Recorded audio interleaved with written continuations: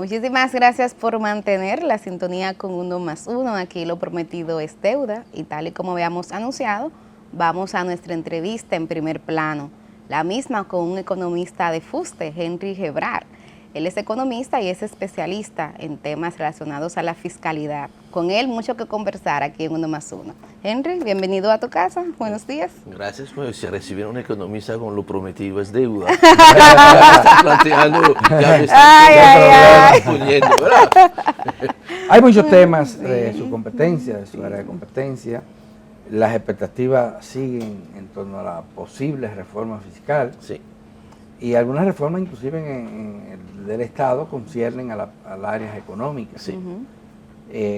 Podríamos iniciar por eso último, Alberto, por una valoración de la más reciente reforma que presentó el gobierno, con la que dice pretende ahorrarse unos 25.000 millones de pesos. ¿Es posible esto? Sí, no, completamente. Mira, yo creo que más allá de la reforma fiscal, y que es fiscal, porque efectivamente no solamente concierne a los ingresos, sino a los gastos, y precisamente no es casual si esta vez se ha empezado a hablar primero de la parte de los gastos, ¿no? Que yo creo que eso está bien. Eso está bien porque... Aunque parece que es tarde, que hablen ahora, cuando ya tienen 4 años en el poder. Sí, no, obvio que tú sabes que prácticamente, quizás salvo el último año, los 3 primeros años, o sea, vamos a decir de 2020 a 2022, hubo que hacer frente primero al tema del COVID, después el impacto de la inflación post-COVID y la misma guerra en Ucrania que sigue y que pareciera como que solamente a partir de ahora que efectivamente estamos viendo como los intentos, la intención de estar desarrollando como un plan de gobierno, o sea, algo que tú tenías en tus proyecciones. Y lo que sí me parece interesante y que yo no estoy seguro que hasta el momento esta narrativa se ha logrado. Y es muy importante la narrativa cuando tú implementas el proceso de reformas profundas, que es el caso, es que yo siento que la República Dominicana está en un momento muy oportuno. O sea, hay una oportunidad histórica, un poco parecido a lo que aconteció acá al final de los 80, inicio de los 90, que por circunstancias muy distintas, crisis política, social, económica, que obligó a iniciar una agenda de profundas reformas, que de cierto modo son esas reformas que permitieron que la economía dominicana creciera tanto en los pasados 30 años, con la salvedad de que, y es lo que se tiene que lograr solamente con reformas, de que este crecimiento, que fue espectacular, no hay ningún país en la región que haya crecido tanto como República Dominicana, pero este crecimiento no le ha llegado con la fuerza suficiente a toda la población. Todavía hay sectores que dicen, no sin razón, de que el crecimiento no lo han recibido. Entonces, lo que está en juego ahora es lograr que la economía pueda seguir creciendo. De ahí pues el planteamiento que hace el presidente de duplicar el tamaño de la economía dominicana en los próximos 10, 12 años, que es factible, es agresivo, pero es factible, pero que esta vez solamente es lograble si se logra distribuir este crecimiento. No es socialmente sostenible que la economía dominicana siga creciendo, dejando de lado a la mucha población, gente. a una mucha Entonces, gente. esto yo creo que es fundamental. Entonces, Y decía que no identificaba como una narrativa adecuada. yo siento que la narrativa pudiera ser mucho más positiva. Porque mira, tú necesitas, cuando tú estás haciendo, porque no es solamente una reforma fiscal, la reforma fiscal es un elemento. El conjunto de reformas. Sí, es un conjunto de reformas. Por supuesto, como lo dice mi colega y amigo Antonio Siriaco, que yo sé que es visitador frecuente, es el dueño de los martes. Dueño de los martes, que él dice que la reforma fiscal es como la madre de todas las reformas.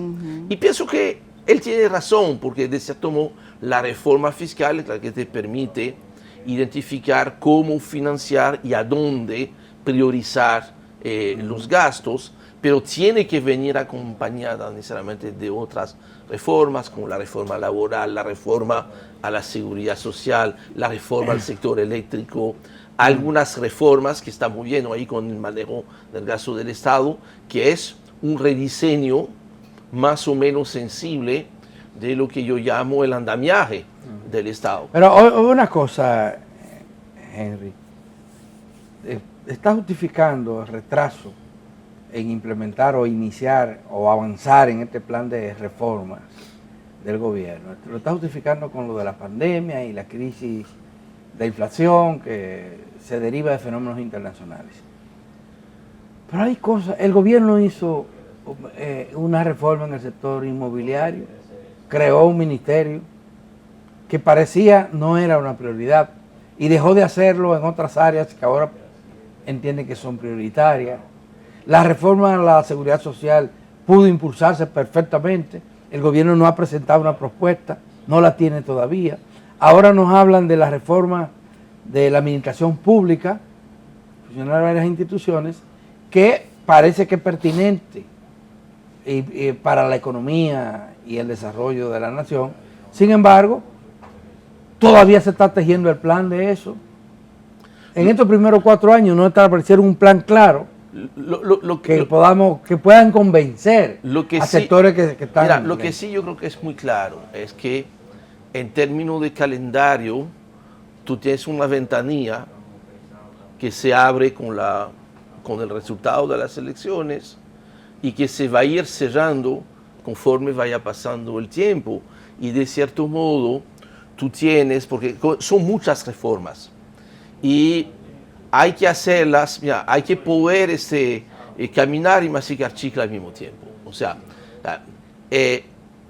no se puede hacer primero una, después otra, después otra, después otra, porque todas de cierto modo están muy vinculadas.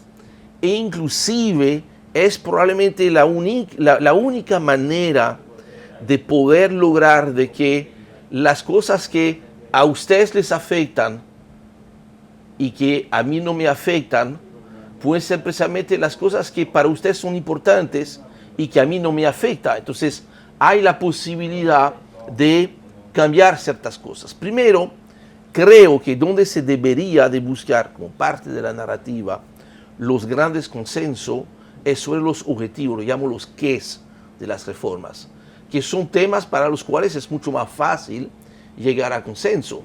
Algunos ejemplos. Vamos al mercado laboral. De acuerdo a los últimos datos que publicó el Banco Central, ahorita al final del primer semestre de 2024, todavía en el sector privado, apenas 1 de cada 3 empleos es formal. 1 de cada 3.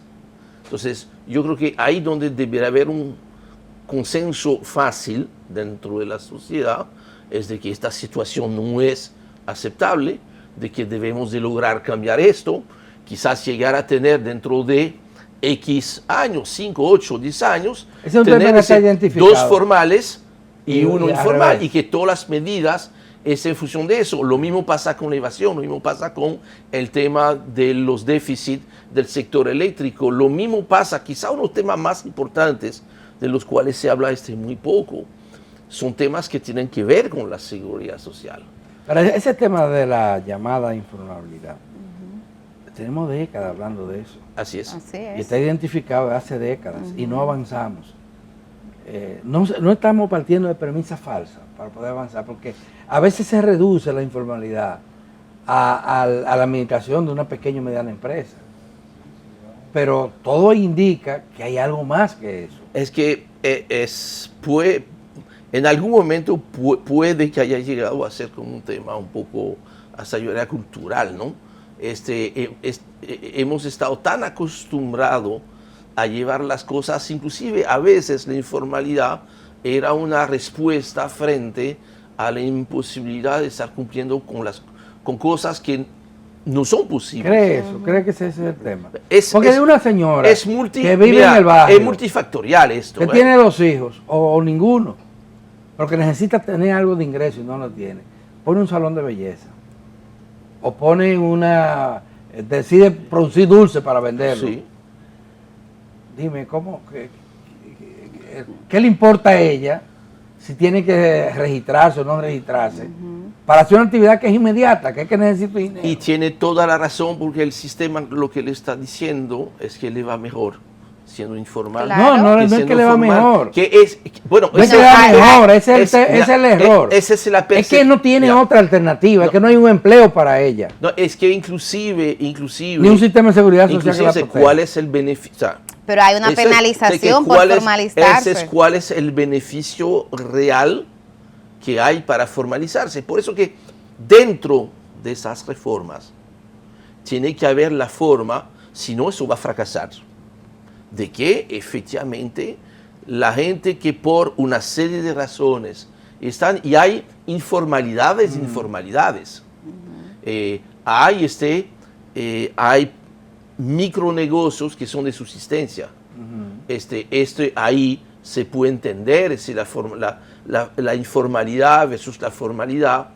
Ahora, si la gente no tiene la percepción o no ve, porque quizás a veces tú no ves porque no hay nada que ver. Ahora, si tú no ves el beneficio de formalizarte, es difícil que tú tengas Pero es que es bastante el complejo. incentivo de formalizarse. Yo puse el ejemplo de la señora, pero hay un fenómeno que es mucho más masivo aquí que lo conocemos, el del motoconcho. Ay, O buen el concho. ejemplo. El motoconcho y el concho. El concho existe todavía aquí. Claro. Hay gente que tiene un carrito, que tiene una guaguita, o que trabaja en esa guaguita que es de otro. Que la alquila. Esas son gentes informales, le llaman a todos. Tú tienes eso, pero tienes también en el campo el pequeño propietario, que vive de eso, vive de la parcela, del conuco. Y la gente que 2 o 3 veces a la semana cambia de sitio, donde está trabajando un día en un sitio, Pero otro día en otro sitio. Entonces, ese tipo de gente, no es verdad que el que anda en un motoconcho anda porque eso es muy rentable y está ganándose mucho dinero, no gana, es la sobrevivencia. No tiene para otra ganar- alternativa. Es la forma de es para, sobrevivir. es para ganarse la vida. Y ahí donde ¿Y también... tú sabes cuántos motoconchistas tenemos ya hoy en día? Según cifra, cerca de 500,000. Sí, es lo que te iba a decir. Sí. 500,000. Dime qué otra área de la economía Eso tú lo ves, el consumo. se genera El consumo de gasolina regular. gasolina. Ese es, Ese todavía soporte. fuerte, Pero ese es su motorista principal soporte. que no está regulado, que no tiene seguridad social asegurada, que carece de ese motorista está pagando impuestos porque por cada galón de gasolina Pero que por paga, supuesto, entonces es ahí donde se necesita. Y mira, y recuerden la dificultad cuando hubo una de las principales dificultades. Pero ¿qué cuando- le garantiza a estas personas, ponemos el caso de estos, informales que no están registrados, qué le garantiza la reforma fiscal a esta persona? ¿En qué medida puede mejorar?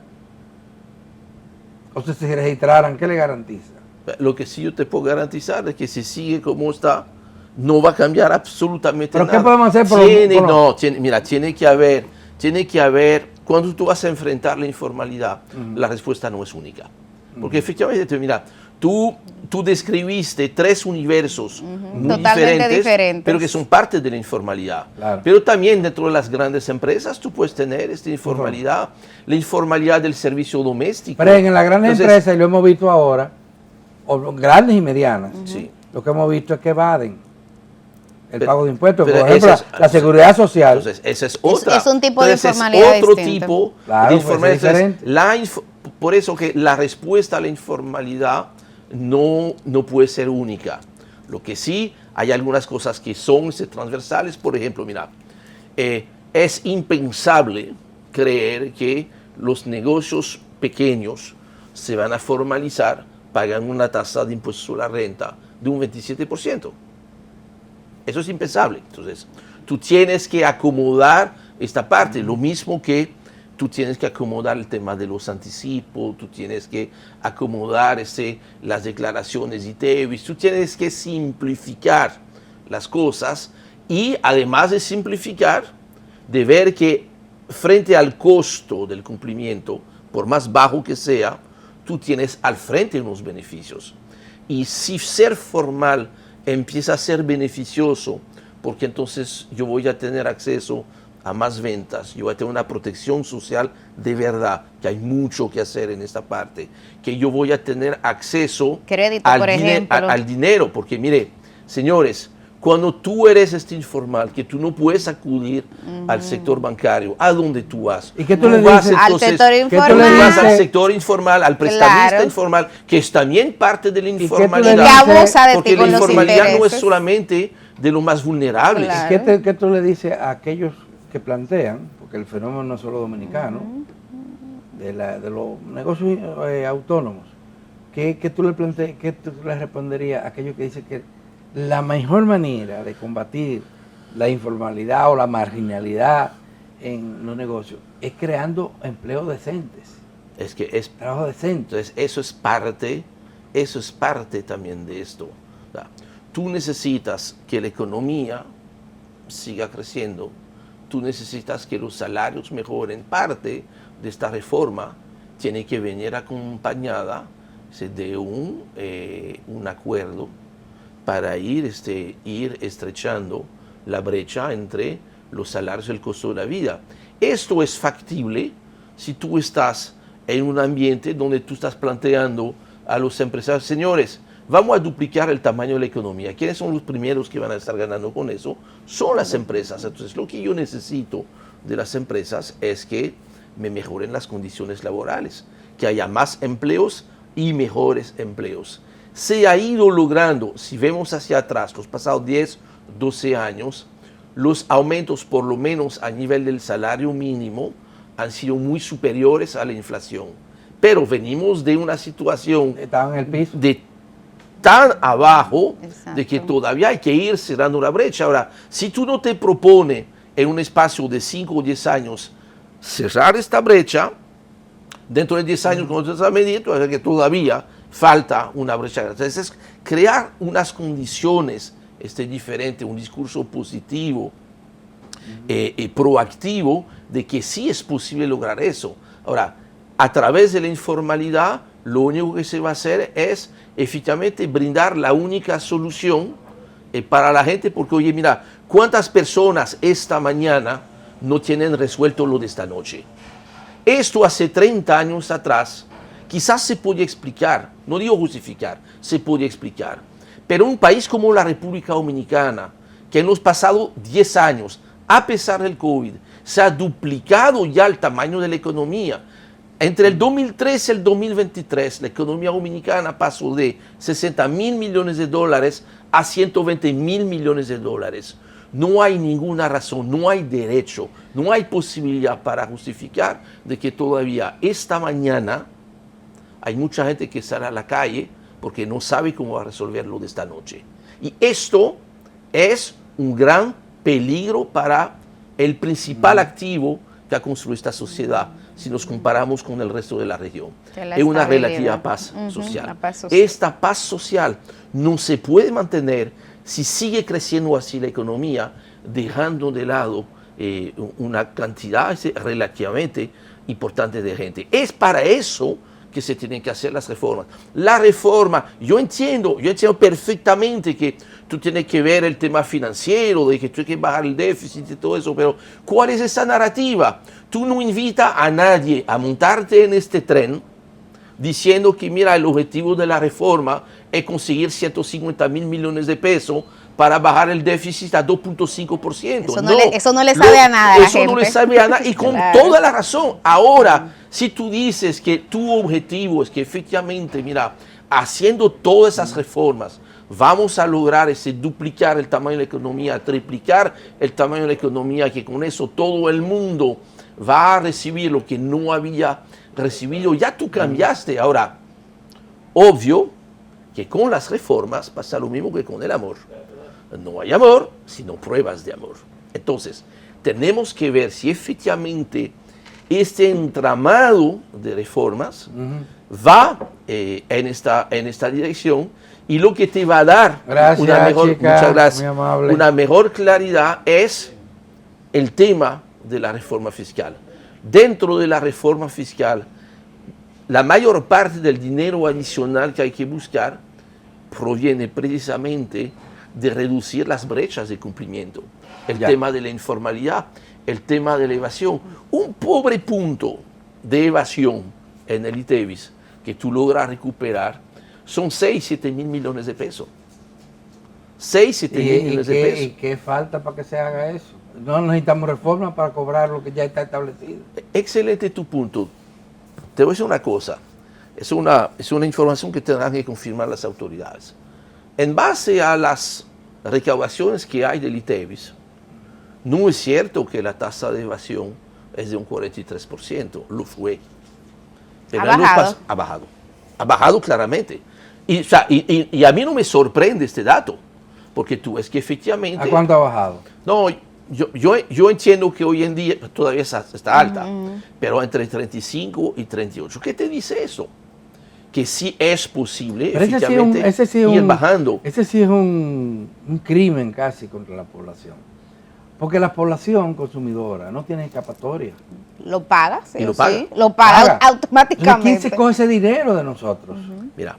¿Y por qué el Estado dominicano es incapaz de identificar a los evasores que se cogen ese dinero? Claro. No lo llevan al fisco. Y someterlo a la obediencia. Y de nuevo, a la ley. Igual que lo que estábamos comentando al inicio de la conversación sobre la informalidad, en esos temas, por eso me gusta más hablar de brecha de cumplimiento, porque hay muchas historias detrás de eso. O sea, hay realidades muy diferentes. Mira, se dice que el colmado evade el ITEVIS. No es completamente cierto. Además, vamos a decir que es muy parcialmente cierto, porque el colmado, cuando compra mercancía, ya pagó. Paga el ITEVIS. Ahora, es cierto que cuando cada uno de nosotros vamos al colmado a comprar algo, de cierto modo, dentro de este algo, hay un ITEVIS que yo estoy pagando, porque generalmente el precio que yo pago en el colmado es más caro que lo que estoy pagando en el supermercado, donde está más que transparentado. Pero tiene que ver con la cadena de distribución. Pero el hecho es de que lo que está en el colmado, que yo compro, ya pagó ITEVIS. Ya pagó un ITEVIS. El aceite, la bichuela, todo. Lo único que se pierde ahí es... ¿Qué se pierde ahí? El ITEVIS sobre el margen que realiza el colmado. Pero eso se supone que es el 18%, del 20%, del 25%, del 10%, dependiendo cuál es el markup que tiene el colmado. Pero eso es una parte. La realidad es que cuando tú comparas República Dominicana con los países... Pero la pregunta es por qué no le cobran. Porque a las empresas, mira, ese informe que da, y está en internet, lo puede buscar cualquiera, de donde aparecen las empresas, las evasiones del pago de sus atribuciones por múltiples empresas, la seguridad social. Pero eso te sirve para todo, si no te pagan en la seguridad social... Que otra realidad. Es porque no están pagando sus tributos. Sí, que generalmente cuando se habla de la informalidad en el sector laboral, es una informalidad porque no está registrado en la... Pero es que estando registrados no pagan. Sí, no. Muchos. Y a veces paga, pero no sobre la base sobre la cual debe estar pagando. Entonces, oye, la realidad que... Es complejo. Es cierto. Ahora, yo creo que donde hay un consenso unánime es de que, mira, no digo que eso estaba bien hace 30 años, pero lo que... ha mejorado. Hemos mejorado. Ha mejorado, pero ya no hay ninguna excusa. para seguir Con la manteniendo tecnología de hoy, ¿eh? con la tecnología Y con lo que de ha avanzado hoy, la oye, sociedad. con los grados de avance Exacto. de la sociedad. O sea, la economía dominicana. No, pero también los mecanismos de cobro. Sí. O sea, para saber cuáles son tus ingresos y tus Pero, gastos. oye, inclusive, mira, en el caso del impuesto, porque estamos hablando del ITEP, pero en el caso del impuesto a la renta, en las personas físicas, la evasión debe andar más o menos un 50%. En el caso de las sociedades, los mismos datos oficiales, hubo un estudio que se publicó con datos del 2017-2018 por parte de la DRI, te habla de un 65%. Son datos astronómicos, Sí, eso es demoledor. pero esta mala noticia es una buena noticia al mismo tiempo, porque si efectivamente tú construyes tu reforma sobre la base de que tú en 10 años vas a reducir a menos de la mitad la informalidad y la evasión, el 80% de los ingresos que tú vas a recibir a través de las reformas. Pero yo lo que no va a venir de entiendo, por ahí. Henry, es por qué el Estado tiene establecimiento favorito a lo que no le cobra. Mira, ahora viste un operativo contra los chinos. Y es ahora que se dan cuenta que los chinos en efectivo que cobran. Los chinos, los establecimientos de productos chinos cobran. Pero hay un establecimiento que te reconocí, lo voy a decir, que vende dulce en Baní. A ti no te aceptan tarjeta de crédito, te aceptan nada. Pago Tienes en que pagar efectivo. Y eso lo sabe todo el mundo, menos el gobierno. Pero lo mismo pasa con tus amigos del sector salud. Sí. Ah, con los médicos. Que ¿Cómo es posible? Que No transferencia. que la que tiene el salón de tarjeta, belleza pague. No seguro. No, entonces, ahora, de cierto modo, o sea, creo que como sociedad hemos sido muy permisivos. Hemos sido muy pero es que el Estado porque tiene que darle decía, ejemplo, el mira, Estado es garante de derechos. Pero déjame ponértelo así. Yo creo que muchas veces hemos considerado al evasor como el matatán y el cumplidor como un pendejo. Y perdona que yo estoy utilizando ese lenguaje. El día cuando la sociedad va a castigar socialmente al evasor, al que no cumple, entonces la situación va a estar cambiando conjuntamente con lo otro. Bueno. Porque no puede, o sea, son situaciones que esencialmente no pueden ser. Ahora, esto tiene que ser Parte de parte esa fundamental narrativa. de esta reforma, porque si no, no vamos a poder seguir mejorando las cosas. Es esta misma informalidad que también es incumplimiento Pero que la hace que el verdad es, 40% Henry, de la luz se nos acabó el se tiempo. compra y se tira a la calle y no se cobra. Se nos acabó el tiempo, pero la verdad es que entre más uno discute del tema de la reforma fiscal, más confusión, Sí, menos la entiende. menos lo entendemos. Pero bueno, hay tiempo todavía para Sí, seguir debatiendo. sí. Y de seguro que tendremos a Henry otra Pero vez. debería ser, yo creo, y yo espero que como sociedad y con el liderazgo de a quien le corresponda, se pueda imponer un discurso positivo. O sea, las reformas no deben ser como un castigo. O sea, no hay que hacer una terapia de shock. Hay que venderla tú mejor. dijiste que eso era como el amor, que había que demostrarlo. Que son pruebas. Precisamente. Son pruebas. Pero yo te puedo Y decir como que uno no ve Mira, las pruebas. Déjame, yo no voy a decir cómo, eso se lo dejo a la imaginación de la gente, pero la gente entiende muy bien de esas cosas. Con la reforma hay algunos precios de la canasta básica que deberían de estar bajando. Bueno, vamos Que a hablar Dios de eso. te oiga. Y hablaremos Y que de el eso gobierno también. con Altagracita Paulino, que viene después de esta pausa.